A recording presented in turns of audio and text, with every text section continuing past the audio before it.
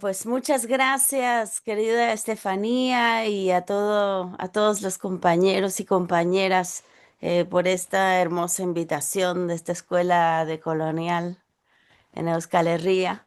La verdad que sí, nos hubiera gustado un montón estar allí con ustedes, Mm. pero la finitud humana nos atraviesa y hay que hacerle caso. Bueno, el día de hoy les traigo una conferencia que al principio quizás sea un poquito dura, eh, pero no menos dura que no más dura que la misma realidad, que este mundo que hace aguas por todos lados. Realmente me gustaría como llevarlos del horror que vivimos al entusiasmo de la construcción colectiva de un mundo nuevo, pero de todas maneras tenemos que mirar un poco ese horror porque tenemos que entender lo que está pasando en el fondo. Entonces, para comenzar, me gustaría como ir mostrando lo que hay detrás de las crisis actuales que vivimos. Ya en alguna ocasión hemos estado hablando, no sé si tengo, yo creo que tengo que partir sin muchas presuposiciones porque habrá gente nueva, habrá gente que no haya estado en anteriores sesiones. Cuando nosotros hablamos de el proyecto civilizatorio de la modernidad, de esta época en la cual estamos viviendo, eh, la palabra modernidad es una palabra engañosa porque tiene una connotación muy positiva. Cuando decimos que hay que modernizar algo, pues siempre lo pensamos en el sentido de novedad, de mejorarlo. Y entonces, como que no hay manera de hacer la crítica del mundo presente. Es difícil.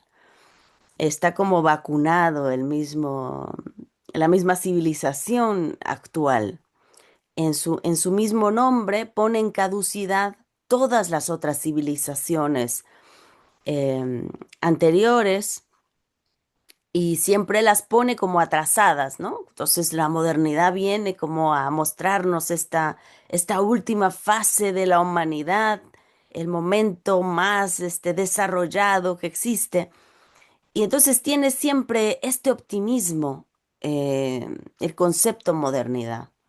Sin embargo, cuando nosotros hablamos de modernidad desde el pensamiento descolonial, hablamos de una civilización de muerte. Y ahora me voy a explicar un poco lo que esto significa. Civilización de muerte que comienza hace 500 años, en 1492, con la caída de Al-Ándalus y también con la caída de Abya Yala, que es el nombre cuna que se le daba al continente hoy llamado americano.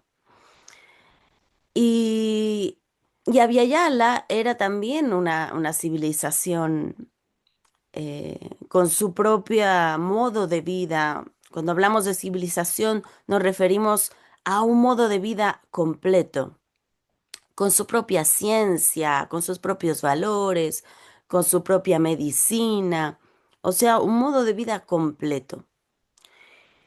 Hoy, en la expansión de esta modernidad que surge en Europa como un proyecto de dominación, y por eso es que da inicio, ¿no?, con la caída del resto de las otras civilizaciones, comienza como un proceso de expansión, de unificación del mundo, lo que llamamos globalización, pero globalización de una civilización que al expandirse va destruyendo el resto de las civilizaciones. Hoy en día, cuando pensamos, por ejemplo, en Abya Yala, en los pueblos originarios, ya eh, ya no significan como tal civilizaciones, porque el modo de vida está tan trastocado por la modernidad que, que ya, digamos, por ejemplo, la medicina tan, tan particular, ¿no? Desarrollada en el mundo musulmán, en la India, en la China, ya no es hegemónica.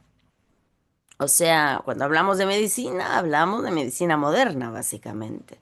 Cuando hablamos de ciencia, hablamos de ciencia moderna. Ya no hablamos de ciencia musulmana, de ciencia china, incluso la ciencia en los países donde se practica el Islam o en la misma China, la ciencia es moderna. Eh, entonces, como tal, ya no hay civilizaciones. Lo que hay es una gran civilización, la modernidad, que ha vencido destruyendo el resto de las civilizaciones. Entonces, hoy en día que estamos marzo 2026, realmente al borde de la Tercera Guerra Mundial, si es que quizá la conciencia todavía no nos llega suficientemente claro el panorama, quizá ya estemos en la Tercera Guerra Mundial o estamos en los albores. Estamos con una crisis planetaria que hace aguas por todos lados. Hay extinción de especies, problemas ecológicos graves, transformación del clima por la crisis climática. Eh, hay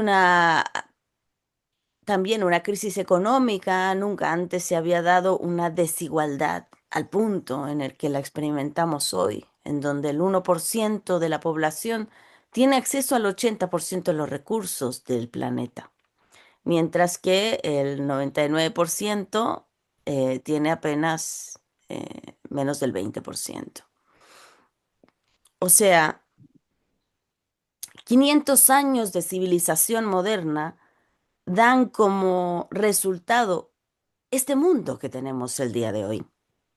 Entonces, a partir de esas consecuencias de 500 años, pues sí podemos, estamos en condiciones de llevar a juicio a la modernidad y de decir, ¿dónde están todas las promesas de bondad, de verdad, de desarrollo que traía la modernidad? Porque, digamos, con la cruz de la verdad comenzó su expansión y después con la cruz de la ciencia también siguió avanzando.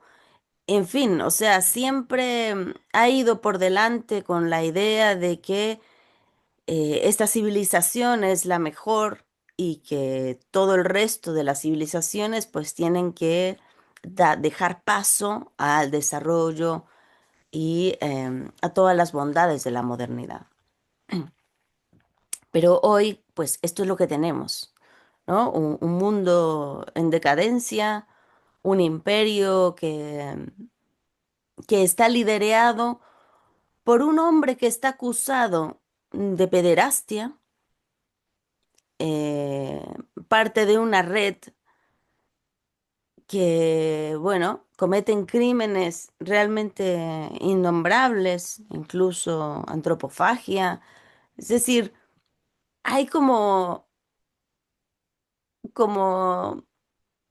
un sinsentido que estamos atravesando el día de hoy. ¿Cómo puede ser que los líderes, ¿no?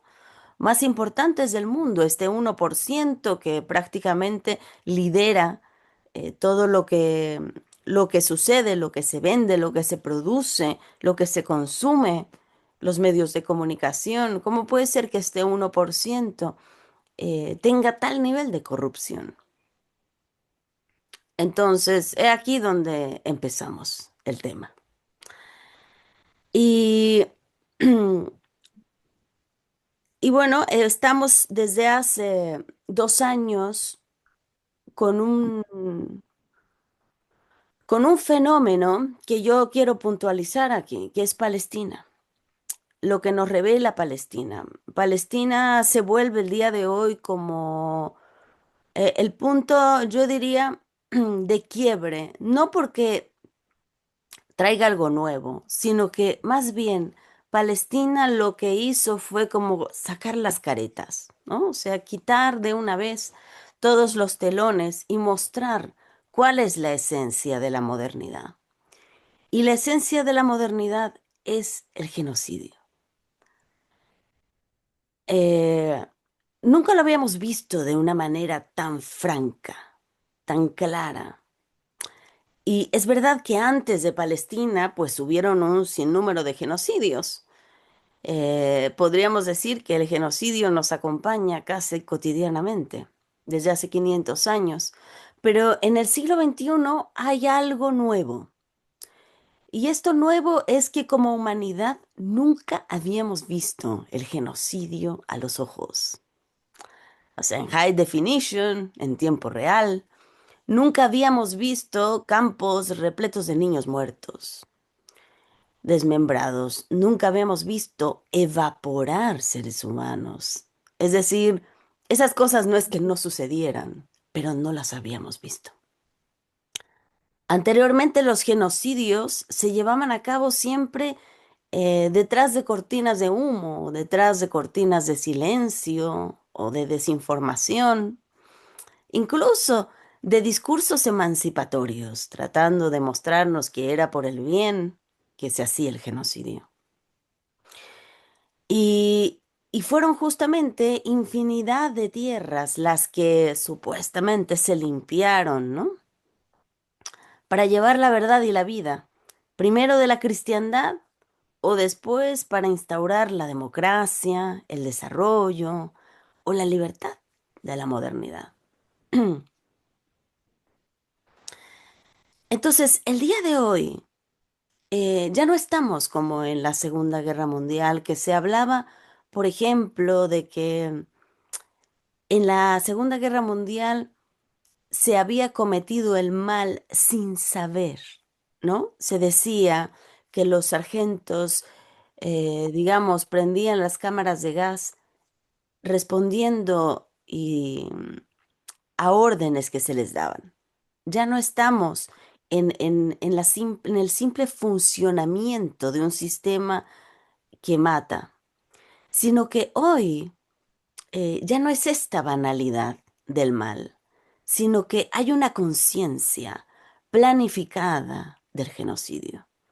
Y esto es mucho más brutal, porque ya nadie se puede excusar con el no sabía, seguía órdenes, sino que hoy abiertamente estás de un lado o estás del otro. El mal ya no se oculta, ya no se disimula, no se niega, sino que hoy se calcula y se exhibe incluso, se justifica y lo peor todavía es que se naturaliza. Y a mí me llama mucho la atención que ni siquiera el genocidio de Gaza, que fue transmitido en vivo, todavía, eh, no tuvo las consecuencias de fondo a nivel mundial. No puso en jaque, ¿no?, al gran sistema internacional, sino que el mundo se quedó observando y el mundo continuó su marcha. Y yo me pregunto, ¿en qué nos hemos convertido como humanidad? O sea, esa continuidad de la vida ante el genocidio es realmente la verdadera victoria de la modernidad. Porque el problema no es solamente que ellos lo perpetren, sino que ellos lo puedan perpetrar con nosotros mirando. ¿Por qué la transmisión del genocidio en todo su horror, en toda su crudeza, no logró estremecernos como humanidad, no logró conmovernos hasta el punto de detener la marcha de la humanidad hacia el abismo? Y bueno, hay una respuesta a ello, y es que hace 500 años que se viene preparando el camino para esta cosecha que hoy vivimos. O sea, el problema se ha hecho cultura. Se preparó este escenario cultivando el individualismo extremo. Y ahí estamos, en una guerra de todos contra todos, en pequeñas guerras en nuestros espacios de trabajo, de militancia, incapaces de generar unidad, siempre en lucha y mirándonos cada uno como el centro eh, de nuestra propia vida. El individualismo ha hecho tanto daño. El individualismo es cultura moderna. Otra cosa que se preparó también fue la cosificación del sujeto. O sea, cada vez somos menos sujetos y más objetos. Y eso va unido con la visión individualista, porque un individuo busca su propio interés. Entonces, buscar mi propio interés implica que al otro lo voy a convertir en un instrumento de mi interés. Me interesa lograr ciertas cosas, entonces me reúno con tal, le aprovecho tal ventaja con nuestra otra relación, pero todos son relaciones instrumentales.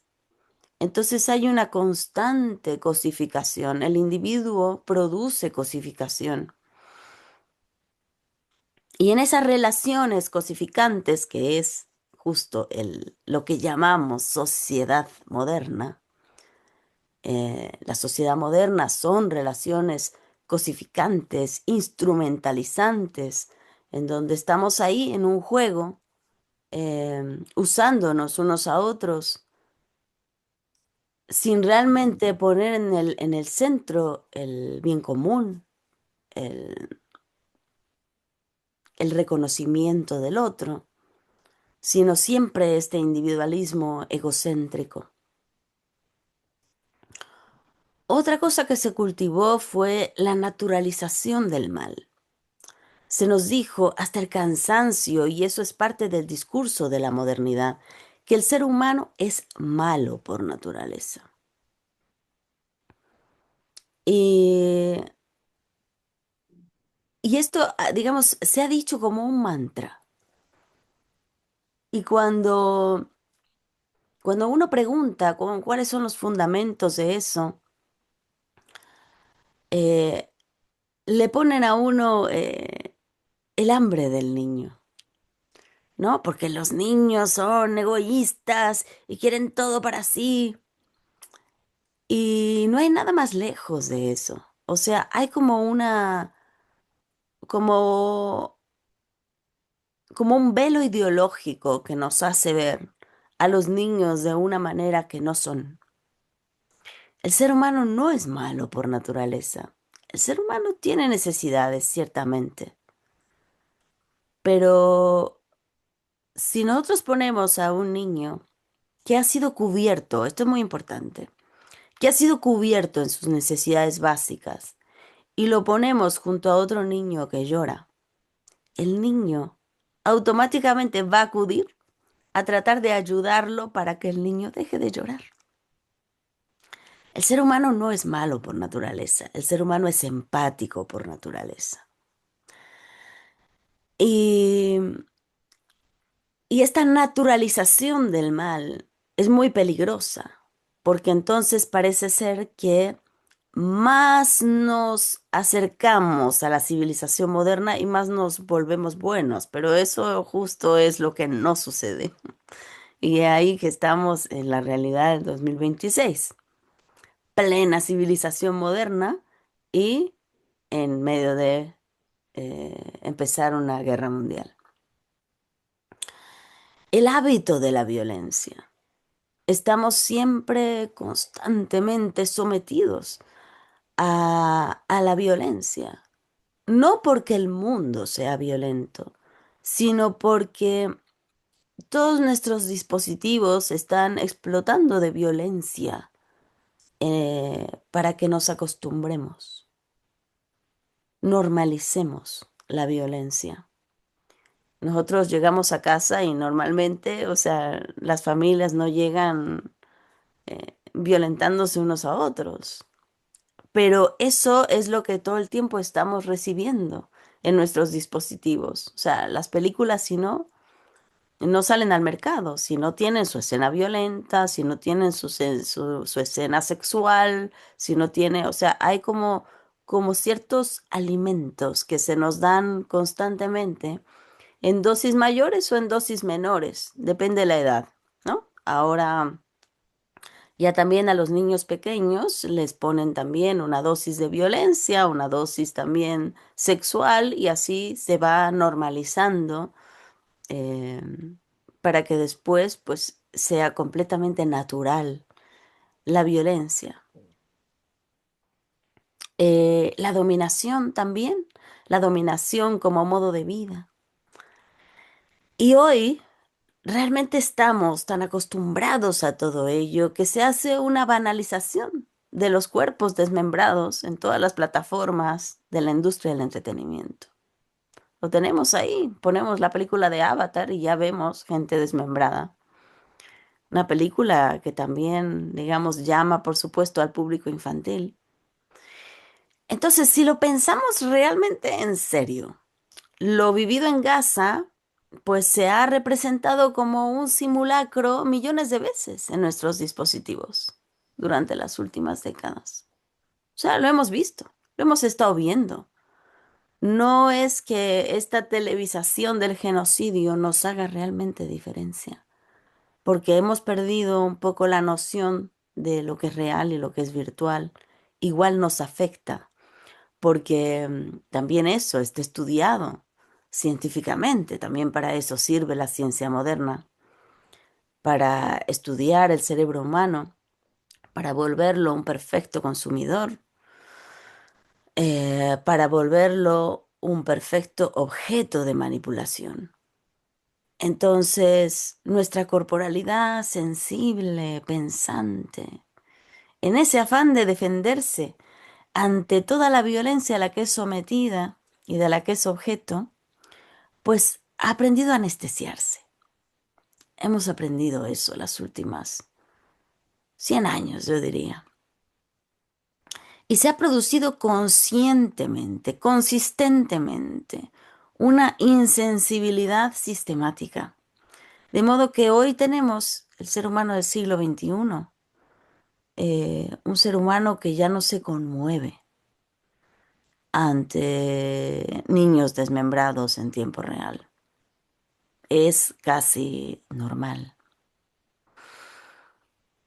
¿Y por qué esta insensibilidad? Esta insensibilidad es muy útil porque produce inmovilidad. Ya no conmoverse implica moverse con. Y si ya no nos conmovemos, pues ya no nos movemos. El sistema sabe que para poder reproducirse tiene que convertir al ser humano en un perfecto engranaje. Y un perfecto engranaje es movido, pero no se mueve por sí mismo.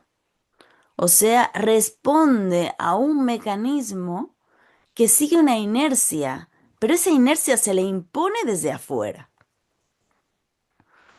Entonces, hemos sido anestesiados para ser parte del mecanismo del capital. Realmente somos parte de una tuerca, un tornillo, una palanca, un botón. En eso vamos siendo poco a poco convertidos. El ser humano del siglo XXI está dejando de ser sujeto, porque el sujeto moderno ideal es su disolución como sujeto, es decir, es objeto. Ese es el sujeto moderno ideal, es un objeto. Es un objeto que sirve de alimento porque producimos y de combustible para la reproducción del sistema capitalista. O sea, la Matrix había sido real. El ser humano ha sido convertido en una batería del sistema.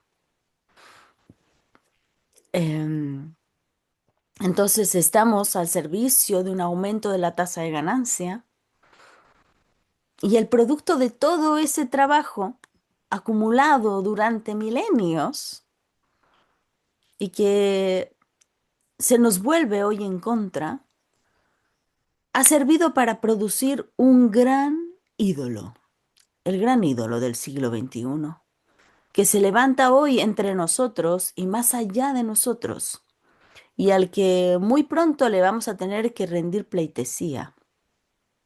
Esto es la inteligencia artificial. O sea, el destino nos ha alcanzado y hemos producido a nuestro mayor dominador del mundo. O sea, esta racionalidad moderna con arreglo a fines, ¿no? Como se le llama, nos lleva volando hacia la transhumanización. O sea, ahora ya no se trata de humanizarse, ahora se trata de transhumanizarse.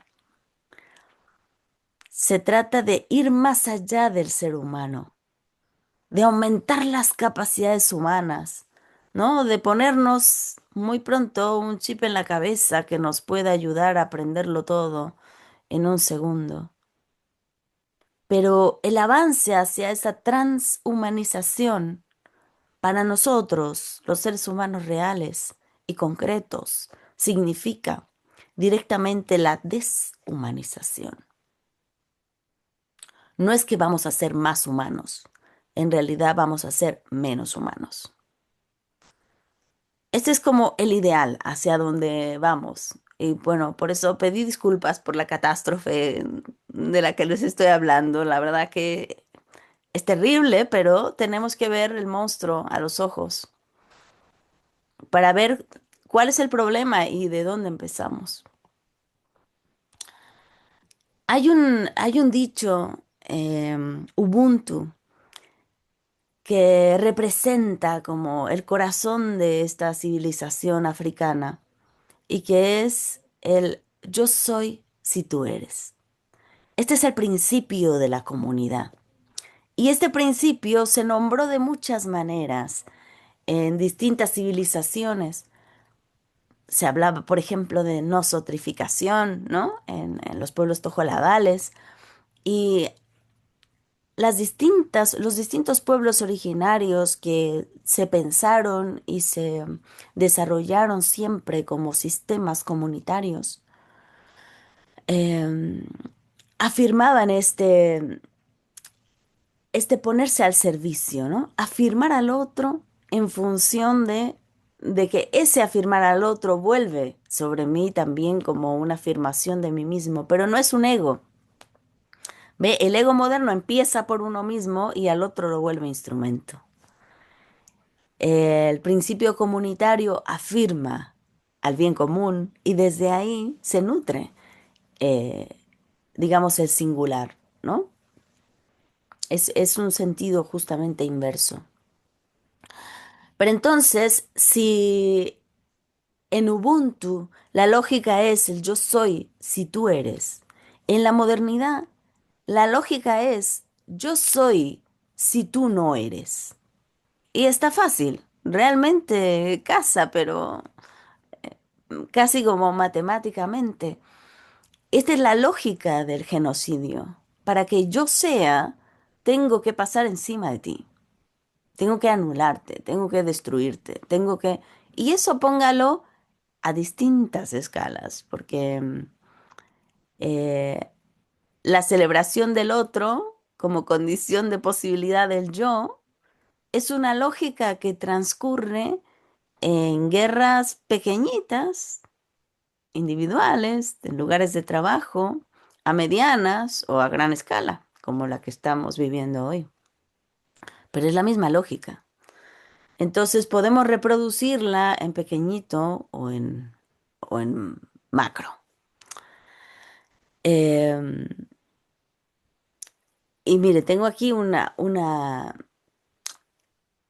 eh, dos, dos ideas para que se vea cómo esto se aplica en pequeñito y cómo esto se aplica en macro. Pensemos en un individuo. El individuo se afirma, ¿no? En la búsqueda de su propio interés y avanza, se desarrolla, es exitoso en una lucha contra todos los demás, que no son nada para él porque él es el centro de su propio interés. Su único propósito es situarse en la punta de la pirámide como el mayor depredador de la cadena alimenticia. Este es el individuo moderno.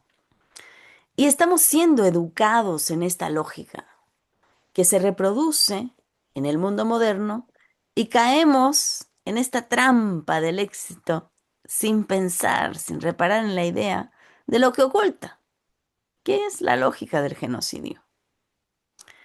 Pero ahora todo esto que nosotros podemos pensarlo en el nivel individual, se aplica también en el nivel del Estado-nación colonial. Pensemos, por ejemplo, un Estado moderno. Estados Unidos, quizá podamos ponerlo de ejemplo.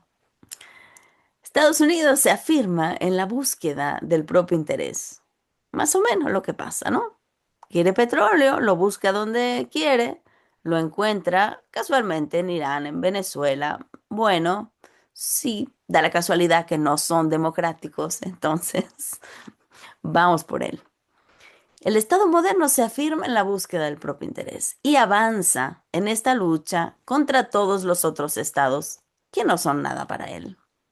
Su único propósito es situarse en la punta de la pirámide, como la mayor potencia mundial, que no es otra cosa que convertirse en el mayor depredador de la cadena alimenticia, que avanza por el mundo como imperio a través del genocidio.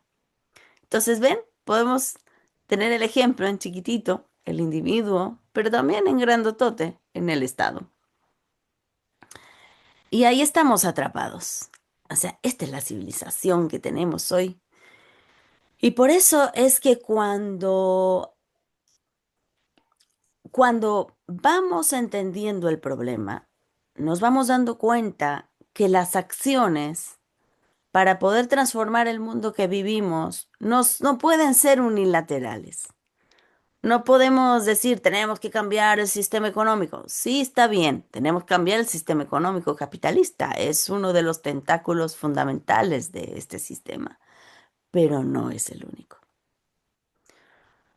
Porque seguimos reproduciendo la lógica del genocidio a niveles pequeñitos, a niveles medianos, a niveles macro, en la economía, en el racismo, en lo político, en lo social, en lo pedagógico, y bueno, podría yo seguir así con una lista interminable. Ahora, quiero entrar en un tema bien álgido y que es como yo creo que el día de hoy, quizá como el punto más grave y que puede también detonar el mayor despertar. El mayor síntoma de descomposición de este sistema es el ensañamiento con los niños. Y bueno, vamos a ver aquí que esto es un problema que directamente viene del 1% de los ricos más ricos del mundo. Pensemos, por ejemplo, en Palestina. Palestina es una de las zonas más densamente pobladas de toda la tierra. El 40% son niños. Así que cualquier bomba solo puede significar asesinato de niños. Y el ente sionista de Israel sabía de antemano lo que estaba haciendo. O sea, hay premeditación, hay razonamiento lógico desnudo. Así que realmente hemos asistido a un horrible espectáculo de cálculo racional, sin escrúpulos, para borrar palestinos, pero para borrar objetivos que eran niños palestinos. Los niños palestinos son existencia presente, pero también resistencia futura. Así que son borrados como un objetivo prioritario. Y bueno, no hay cifras, realmente es una catástrofe humana. Y decía el maestro Enrique Dussel, la vida quiere vivir y la vida es ante todo voluntad de vida. Los niños nacen con el encantamiento de la belleza y de la ternura, porque son pura vulnerabilidad. Dependen absolutamente de que los adultos vean por ellos y que les provean de todo lo indispensable para cubrir esas necesidades básicas. La vida ha proveído a los seres humanos de una capacidad de conmoverse ante la fragilidad y la belleza de los niños. Y a los niños les otorgó ese encanto que cautiva la atención de los adultos. Esa combinación justamente es la que garantiza la sobrevivencia humana. Un bebé recién nacido que no se ha acercado a un pecho o a una fuente de alimento, la que sea, muere en un par de días. ¿Qué pasa si el ser humano del siglo XXI pierde la capacidad de conmoverse y hacerse responsable por los niños? La élite de esta civilización moderna, en lugar de tener un instinto de protección y de cuidado de los niños, ha desarrollado, cuando menos, la indolencia hacia su sufrimiento. Pero también, y Epstein nos lo ha mostrado muy bien, ha desarrollado un cálculo asesino contra ellos, una apetencia sexual hacia los niños y en su peor extremo, el consumo de carne de niños, de sangre de niños. No son fenómenos aislados, sino que son fenómenos articulados sistemáticamente. O sea, tenemos que ver este horror no como algo que, mira, qué cosa, apareció una red eh, antropofágica de niños, una red de trata, porque esto no es algo aleatorio. Esto es algo sistemático, esto es algo esencial de la humanidad. De la humanidad, perdón, no de la humanidad, de la modernidad. Entonces, estamos viendo la culminación de la modernidad, completando su ciclo de aniquilamiento, matando, violando, comiendo niños. Y realmente no puedo imaginar una realidad más brutal. Eh, y de esta pesadilla es de la que tenemos que despertar. Entre todas las víctimas que pudiéramos concebir, el niño, la niñez, es la más vulnerable de todas. O sea, una civilización que cosifica a tal punto la niñez está destinada a su colapso. Porque hemos visto, ha habido explotación sexual de la niñez, trata infantil, femenina en las colonias. Esto desde hace 500 años, o sea, no es algo nuevo. Hoy un poco nos escandaliza, eh, o más bien, no es que hoy nos escandalice, siempre nos ha escandalizado, pero hoy es noticia, eso. Hoy es noticia, porque ahora se trata de niñas blancas europeas, norteamericanas. Antes fueron siempre niñas negras, racializadas del sur global. Nosotros tenemos el mismo espanto de siempre, desde hace 500 años, que nos conmueve al mismo punto porque además somos madres y nos parece insoportable que haya niños en cualquier lugar del mundo sufriendo estos horrores.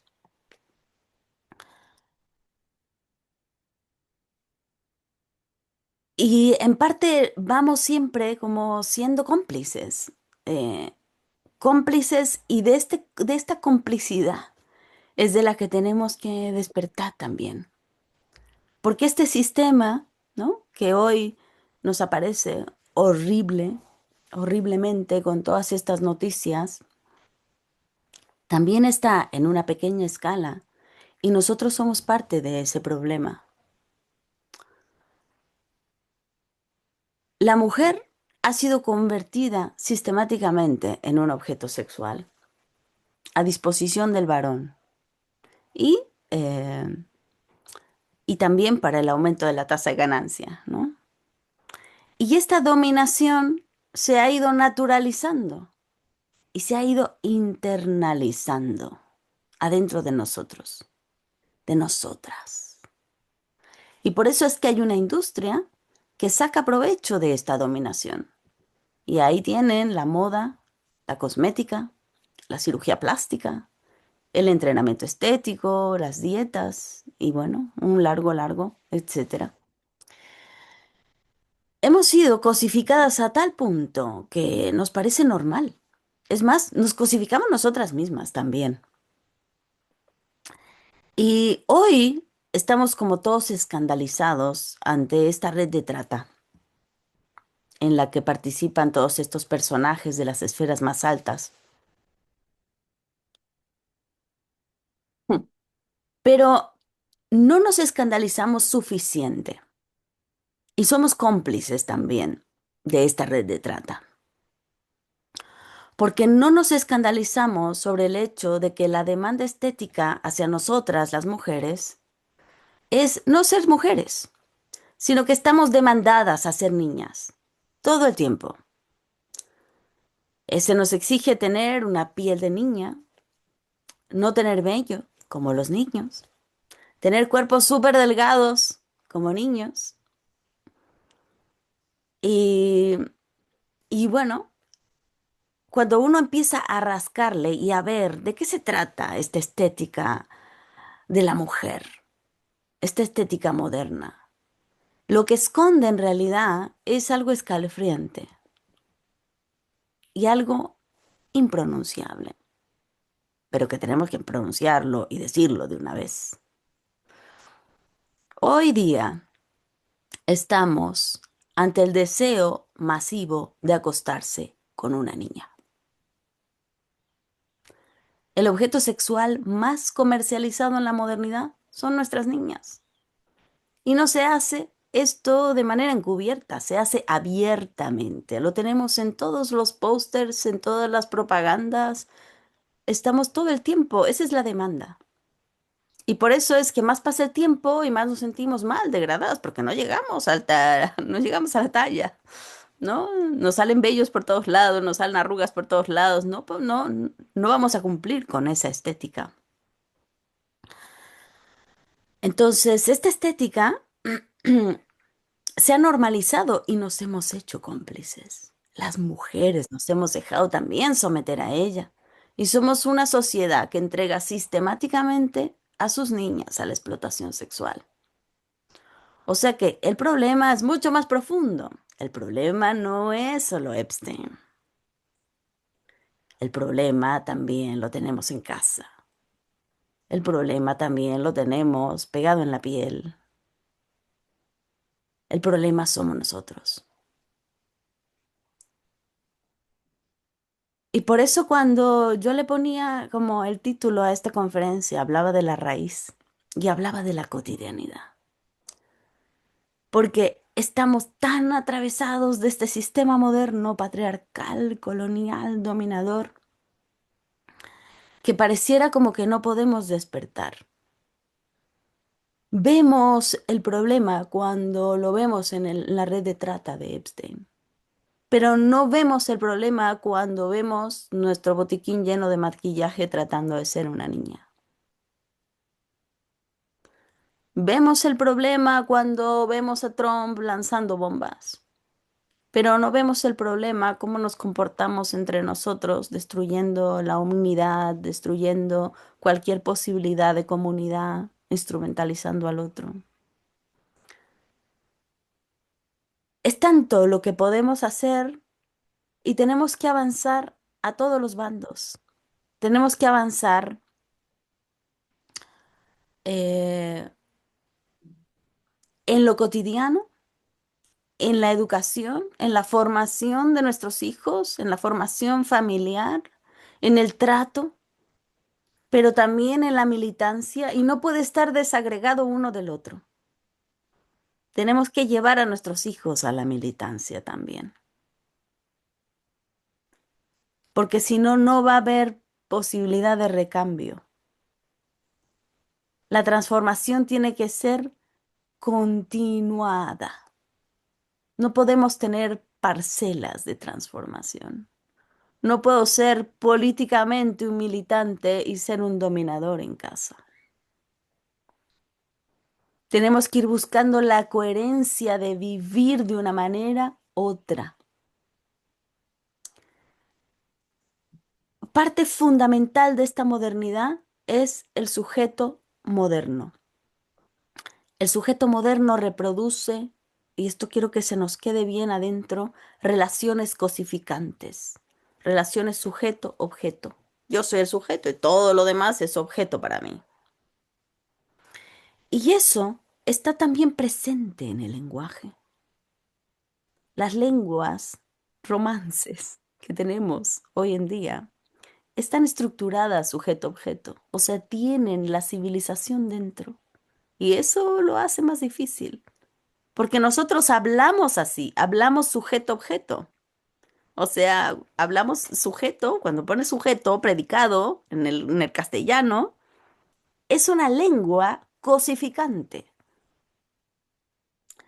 Y eso nos da un mayor reto a los que hablamos solo castellano. Pero ustedes hablan otra lengua.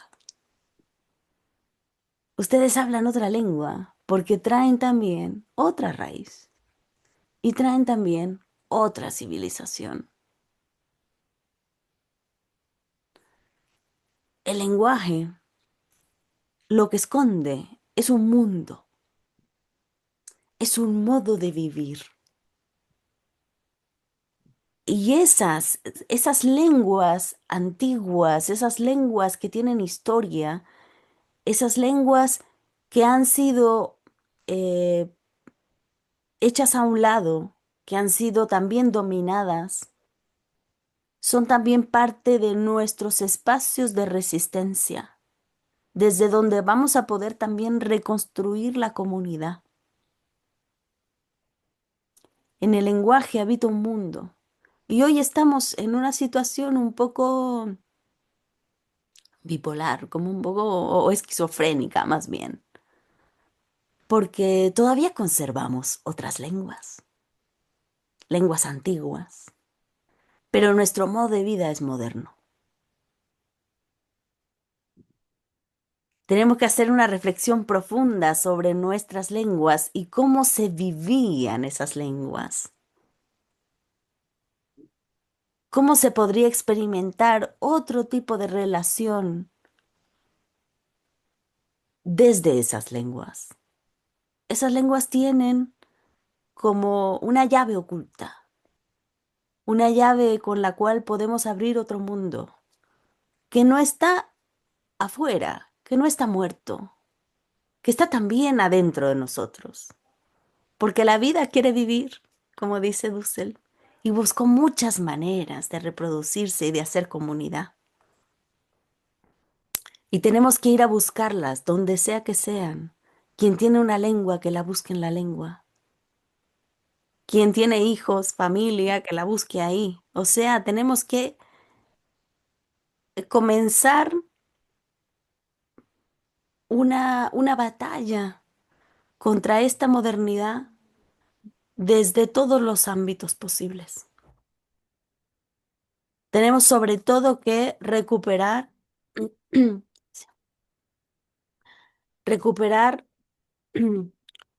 lo comunitario, que ojalá podamos, aunque hablemos castellano, empezar a hablar sujeto-sujeto. En Tojolabal em, es una lengua maya de pueblos originarios en el sur de México. Es una lengua en donde no hay objetos, no existen objetos, porque no existe en esa visión del mundo objetos. No hay, todo es sujeto, la naturaleza es sujeto.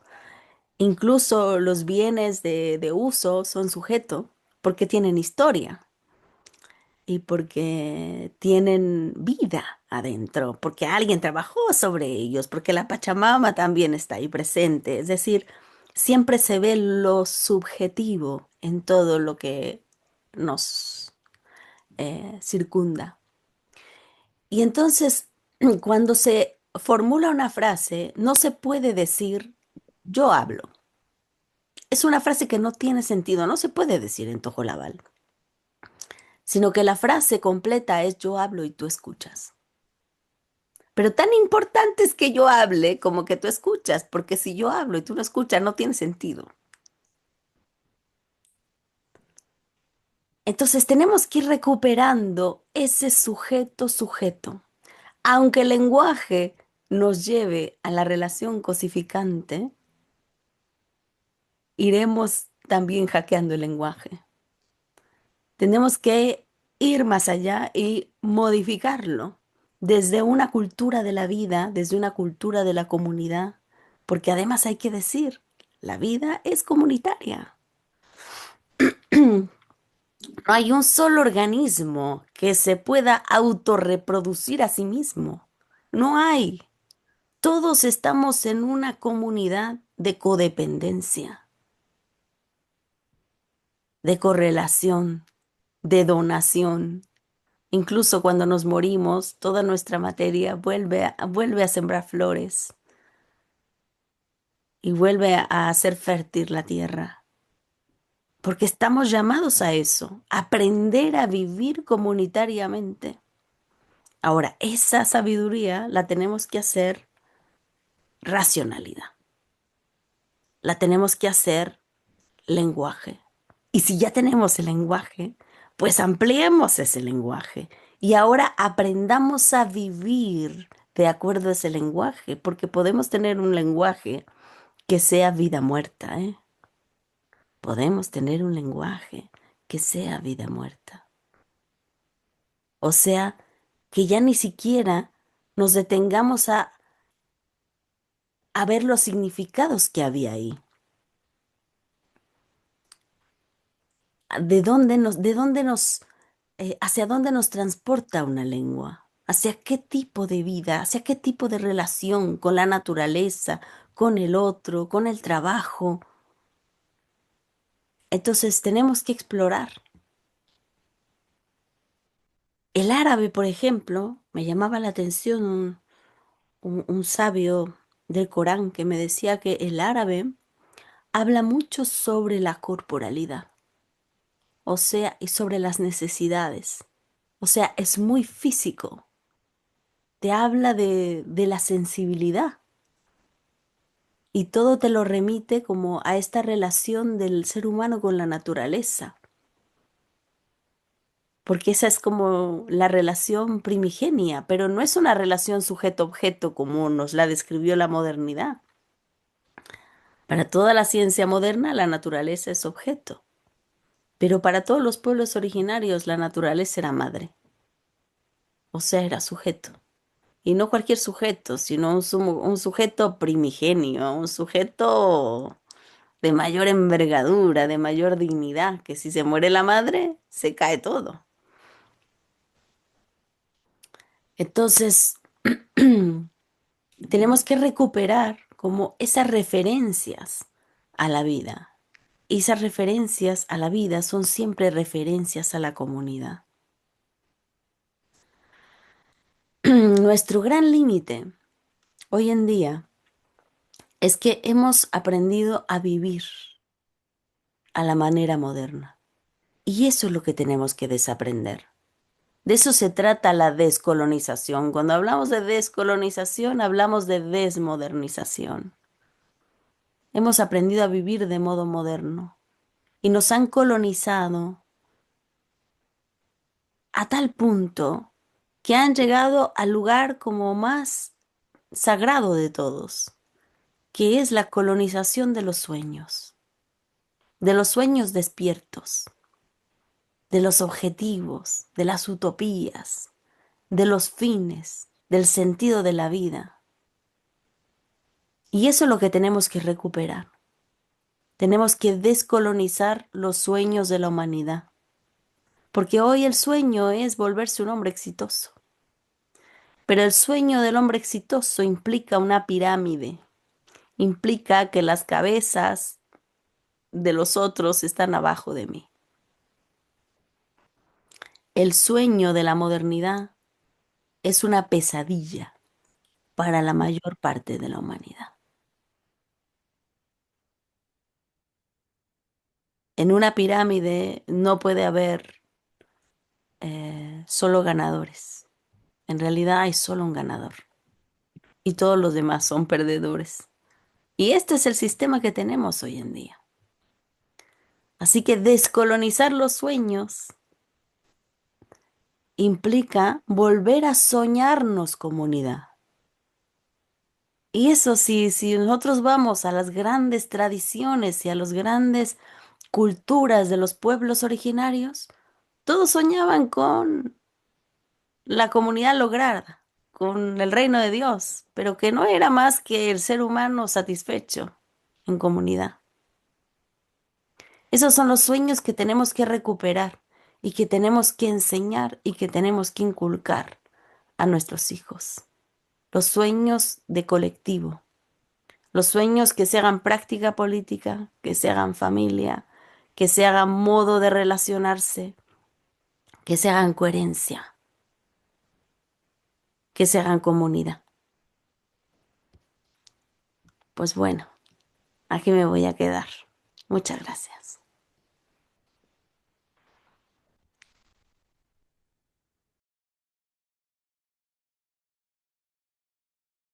Digo que el título de la Sí, jornada es eh, Segunda Escuela Descolonial, pensando desde Euskal Herria, ¿no? Como sí. queriendo, la propuesta es si se puede pensar fuera de la modernidad en Euskal Herria, o si en Euskal Herria existe la posibilidad, o si ya estamos también colonizados, si somos modernidad occidental, si desde aquí puede surgir una contrapropuesta a la modernidad, no diría ya transmodernidad porque es una flipada, pero igual sí queda algo de no modernidad en esta nación con una lengua propia, con una historia propia, una cultura propia, un territorio propio. Si se puede rescatar algo eh, para comenzar a desmodernizarnos, es decir, a descolonizarnos. Vale. Eh, yo no conozco como tal el euskera y eso, digamos, me pone frente a una gran limitación para poder reflexionar sobre los elementos que pueda tener como tal lengua. Pero bueno, hablando yo con algunos de ustedes en el viaje anterior, yo me doy cuenta que efectivamente hay muchísimo en el euskera para poder reconstruir y repensar un más allá de la modernidad. O sea, es verdad que como tal la, la civilización, ¿no?, euskera ingresó en la modernidad de manera muy temprana. O sea, ustedes están ahí desde el inicio, precisamente en todo lo que tuvo que ver con el desarrollo de la técnica, pero también hay una sabiduría que quedó ahí como fuera, como no siendo parte de esta modernidad. Una sabiduría que tiene que ver más con la relación con la naturaleza y también un sentido comunitario que todavía se siente, se respira y, y bueno, ha sido lo que les ha permitido justamente no perderse en medio de esta vorágine moderna, porque muy bien pudieron haberse asimilado por completo, pero no ha habido esa asimilación, sino que se han mantenido. Así que yo creo que es como importante quizá como reflexionar en la lengua y también ver los distintos niveles que hay hoy, porque el Euskaldun, digamos, es como el que estaría, el que habla, ¿no? Euskera es el que estaría con mayores elementos para poder pensar un más allá. Pero no solo, o sea, también yo siempre digo, la misma, la misma experiencia vital comunitaria es sumamente crítica y reveladora de posibilidades de superación de la modernidad. La lengua tampoco es garantía de que uno sea más crítico o uno logre una mayor visión más allá de la modernidad. Lo fundamental creo que es el modo de vida. Esto es como lo determina. De tanto la modernidad nos haya penetrado en nuestro modo de vida. Y creo que la lengua ciertamente puede ser un gran elemento detonador, unificador, y también nos puede dar muchas pistas porque la lengua guarda secretos y tenemos que reflexionar sobre esos secretos, sobre las raíces de nuestras palabras, las acciones que se hacían antaño, porque todo ese lenguaje oculto que remite a la vida es cifrado en nuestra lengua. Y por eso también las lenguas no se hablan del mismo modo. Incluso, por ejemplo, nosotros en México que hablamos el castellano, tenemos un modo de hablarlo muy particular. En México se utilizan muchos diminutivos. eh, y eso hay gente que le parece como muy gracioso. Y cuando nos hablamos con muchos diminutivos, ¿no? Diciendo, hola, bonita, ¿cómo estás? Pásame esa cosita, ¿no? Hiciste la comidita, hablamos así como diminutivo. Y cuando vas a ver, por ejemplo, el náhuatl, que es la lengua que se utiliza muchos diminutivos, y eso lo hemos, digamos, lo hemos hackeado en el castellano y ahora lo utilizamos. Entonces, nuestra manera de transformar la lengua a partir de una experiencia de vida que nosotros recuperamos y con la cual nos identificamos. Entonces, la lengua es una herramienta, ciertamente. Yo digo, quien la tiene, pues tiene un tesoro entre las manos porque tiene ahí muchas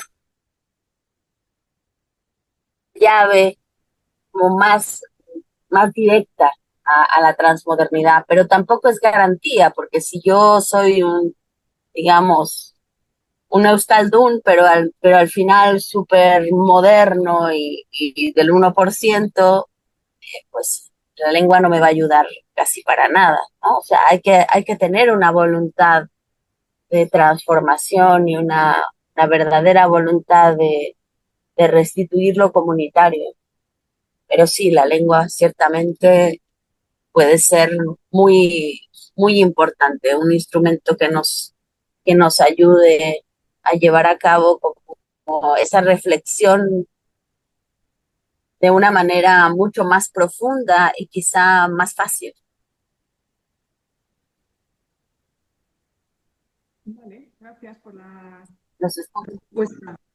Es un tesoro, hay que cuidarlo, puede que ahí estén las raíces, pero igualmente no sirve de nada ser euskaldun si luego como sujeto sigues, tu subjetividad sigue siendo moderna, ¿no? Por eso me cito. ¿Ves la respuesta? Sí, pero no. Aprovechamos, son las 11, alguna pregunta más y si no ya le despedimos.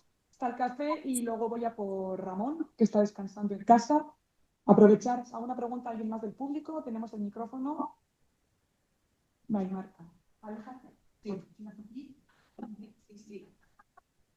Sí, quiero leer desde aquí. Katia, ¿me oyes? Sí.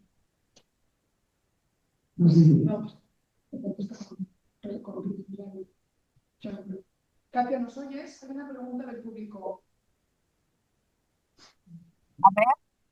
Sí. A ver. No muy bien, pero a ver. Vale, intento hacer la pregunta. Bueno, yo también vengo de otra cultura, de Mallorca. Veo como profesora de secundaria, supongo que aquí también se ve que la comunidad en los adolescentes es un problema porque cada vez están más aislados de la realidad del día a día, porque su realidad está en la red, ¿no? Está cada día más evidente que desde ya los 8 años con videojuegos se enganchan más fácilmente a la pantalla desde bebés. Los carritos dicen que más vendidos llevan pantalla o soportes con pantalla. Entonces, todo lo que has explicado, yo veo que debe ser que ya está planificado desde bien bebés y los adolescentes, sobre todo, están conectados de otra manera, ¿no? No como antes, que se hacía más en la calle, ¿no? Y me preocupaba esto como profesora y como mamá, y cómo veías tú la relación también en comunidad, ¿no? Es una pregunta buenísima y creo que, digamos, una de las preguntas más importantes porque tenemos que empezar por ahí, tenemos que empezar por las nuevas generaciones y sobre todo nosotros, ¿no? Mamás y papás que estamos a cargo de una nueva generación. La cosa es cómo llevamos adelante una educación en medio de este sistema que nos va tan en contra. Y yo digo, pues es una batalla que tenemos que aprender a librar. Tenemos algo a nuestro favor y es que para un niño, la persona más importante en el mundo, en el universo, ¿no? Y me lo decía alguna vez una sheikha musulmana, o sea, la expresión de la divinidad para un niño es su madre. Entonces, tenemos una enorme responsabilidad, porque conservamos ese poder, tenemos el poder de, el poder de influir, el poder de educar y el poder de la paz todavía, porque esos primeros cimientos, esos primeros pilares de la subjetividad de un niño, pues se gestan con la madre y con el padre también, pero bueno, es que hay muchas veces que no está el padre, o la figura, digamos, la figura materna, la figura principal, ¿no? Y, y entonces, esto nos va a significar, sobre todo para nosotras, un trabajo con nosotros mismos. Porque sí, es muy importante lo que nosotros digamos a los niños, pero también ellos tienen que ver cómo se vive de otra manera. Entonces, claro que la presión social y la presión del sistema es muy fuerte, porque todo el tiempo, pues es como lo fácil. Además, hay que decirlo, o sea, la modernidad ha puesto toda su ciencia eh, para estudiar el cerebro humano. Entonces, saben cómo llegar a a lo más profundo. O sea, el hecho de que ahora, por ejemplo, tengas series que duran un determinado número de minutos y eso está estudiado. Está estudiado porque están produciendo una generación de niños que ya no tienen una capacidad para concentrarse. Entonces, ni siquiera les dan como, ¿sabes?, los grandes argumentos, porque eso todavía les hace bien para desarrollar el cerebro. Entonces, quieren niños que tengan poca capacidad de concentración, que estén siempre adictos a las emociones, a la emoción que te da el rápido llegar al argumento, ¿no? Y por eso estos videos de TikTok y bueno, las redes sociales que nos bombardean todo el tiempo con este tipo de contenidos pequeñitos que generan mucha adicción y que atrofian el cerebro. Creo que recién ahora, o sea, de aquí a unos 5 años, vamos a empezar a ver los efectos reales, brutales, que causan pues las redes sociales. O sea, yo misma lo veo, o sea, en general, con los niños, los compañeros de escuela de mis hijos, las adicciones, ¿no? La posibilidad de concentrarse, la manipulación a la que ya están sujetos, la sexualización. Entonces yo creo que pues nos toca trabajar mucho en casa y tratar también como de generar lazos, comunidad, ¿no? Otras mamás, conversar y también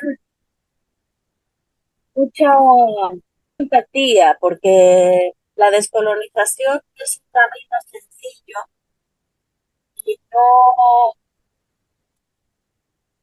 y no es un camino que se pueda transitar en soledad.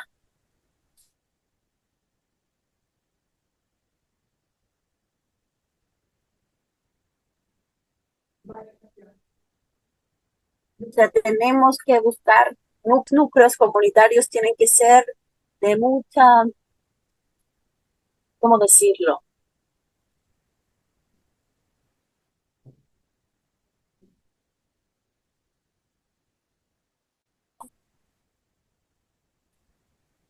Dejando atrás el ego, porque también podemos como volvernos, ¿no? En los descoloniales más perfectos y ponernos a señalar a todo el mundo de cuán mal educan a sus hijos y cuán mal están haciendo las cosas y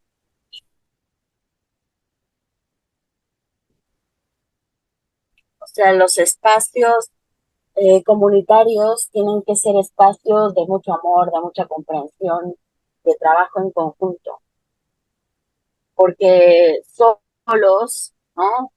Digamos, diciéndole a todo el mundo lo mal que hacen, lo mal que educan, y lo enajenados que están, pues no vamos a llegar a ningún lado. Eso, ¿no? Pero ahora hipercrítico,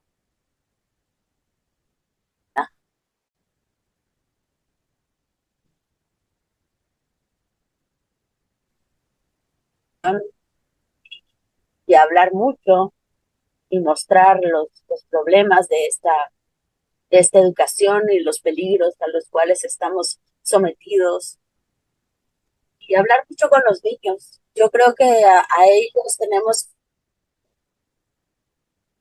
que ir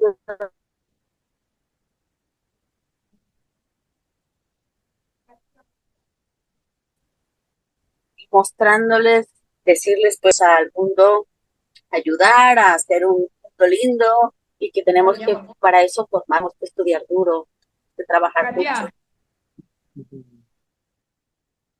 Katia, Katia, Ya. Katia. Sí, sí, sí. Ah, hola, ¿qué tal? Bueno, digo Sí, que ¿me escuchas? vale, guay. La última parte se está como entrecortando y son ya 11:15. Vamos a concluir tu parte. Bien. Vale, pues un abrazo enorme. Gracias por conectarte, aunque estás todavía un poco enfermita. Y seguimos en contacto. Un abrazo enorme desde Euskal Herria. Muchas gracias y un abrazo también a todas y todos. Un gusto.